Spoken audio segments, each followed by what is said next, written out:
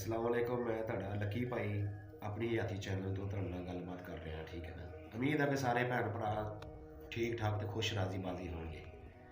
ਅੱਜ ਦਾ ਜਿਹੜਾ ਵਾਕਿਆ ਹੈ ਕਿ ਜਦੋਂ ਦੋਸਤ ਨਾਲ ਹੋ ਨਾ ਦੂਸਰੇ ਮੁਲਕ ਜਾਂ ਤੀਸਰੇ ਮੁਲਕ ਚੌਥੇ ਮੁਲਕ ਜਿਹੜੇ ਮੁਲਕ ਵੀ ਜਾਣਾ ਹੁੰਦਾ ਤੇ ਪਤਾ ਤਾਂ ਬੰਦੇ ਨੂੰ ਹੁੰਦਾ ਕਿ ਉਹ ਜੁਦਾਈ ਦਾ ਟਾਈਮ ਜਿਹੜਾ ਮੈਨੂੰ ਨਾ ਆਪਣੇ ਸਪੈਸ਼ਲ ਇੱਕ ਦੋਸਤ ਮੇਰਾ ਸਾਜਦ ਉਹਨੇ ਸਊਦੀਆ ਜਾਣਾ ਸੀ। ਪਤਾ ਵੀ ਸੀ ਸਾਰਾ ਕੁਝ ਸਾਡੇ ਹੁੰਦਿਆਂ ਕਾਗਜ਼ ਤਿਆਰ ਹੋ ਗਏ ਆ, ਅੱਜ ਜਾ ਰਿਹਾ ਕੱਲ ਜਾ ਰਿਹਾ, ਮਤਲਬ ਕਿ ਟਾਈਮ ਦਾ ਪਤਾ ਹੀ ਹੁੰਦਾ ਕਿ ਉਸ ਟਾਈਮ ਖੁਸ਼ਬਾਸ਼ ਇਕੱਠੇ ਜਾ ਰਹੇ ਐ ਨੂੰ ਫਿਰ ਰਹੇ ਸਾਰਾ ਕੁਛ ਵਾ।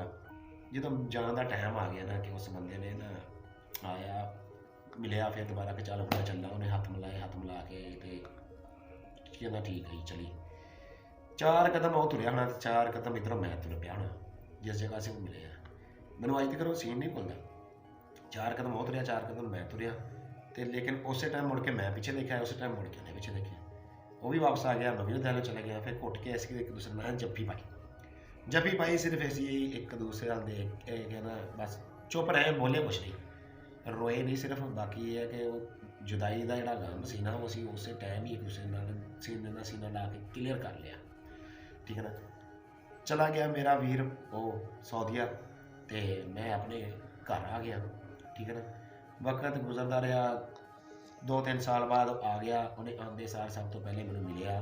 ਹੁਣ ਵੀ ਉਹ ਖੁਸ਼ਹਾਲ ਜ਼ਿੰਦਗੀ ਗੁਜ਼ਾਰ ਰਿਹਾ। ਅੱਲਾਹ ਤਾਲਾ ਉਹਨੂੰ ਤੰਦਰੁਸਤੀ ਰੱਖੇ, ਉਹਨੂੰ ਹੋਰ ਇੱਜ਼ਤ ਦੇਵੇ। ਠੀਕ ਹੈ ਨਾ। ਕਿ ਲੇਕਿਨ ਉਹ ਹੈਗੀ ਗੱਲ ਪੁਰਾਣੀ, ਲੇਕਿਨ ਉਹ ਗੱਲ ਉਹ ਸੀਨ ਜਿਹੜਾ ਮੇਰੇ ਅਜੇ ਤੱਕ ਜ਼ੇਨ 'ਚੋਂ ਨਹੀਂ ਨਿਕਲਿਆ ਕਿ ਉਹਨੂੰ ਜਾਣ ਲੱਗੇ ਜਦੋਂ ਦੋਸਤ ਨੂੰ, ਕਿਉਂਕਿ ਬਚਪਨ ਤੋਂ ਇਕੱਠੇ ਜਦੋਂ ਪੜ੍ਹੇ ਹੋਈਏ, ਇਕੱਠੇ ਰਹਿੰਦੇ ਹੋਈਏ, ਇਕੱਠੇ ਟਾਈਮ ਕੱਢਿਆ ਹੋਵੇ ਤੇ ਜਦੋਂ ਲਹਿਦਾ ਹੋਣ ਲੱਗਾ ਨਾ ਉਸ ਟਾਈਮ ਖਿੱਚ ਜ਼ਰੂਰ ਪੈਂਦੀ ਬੰਦੇ ਨੂੰ। ਦੁਆਵਾਂ 'ਚ ਯਾਦ ਰੱਖਿਓ। ਬੜੀ ਮਿਹਰਬਾਨੀ। ਅੱਲਾ ਹਾਫਿਜ਼।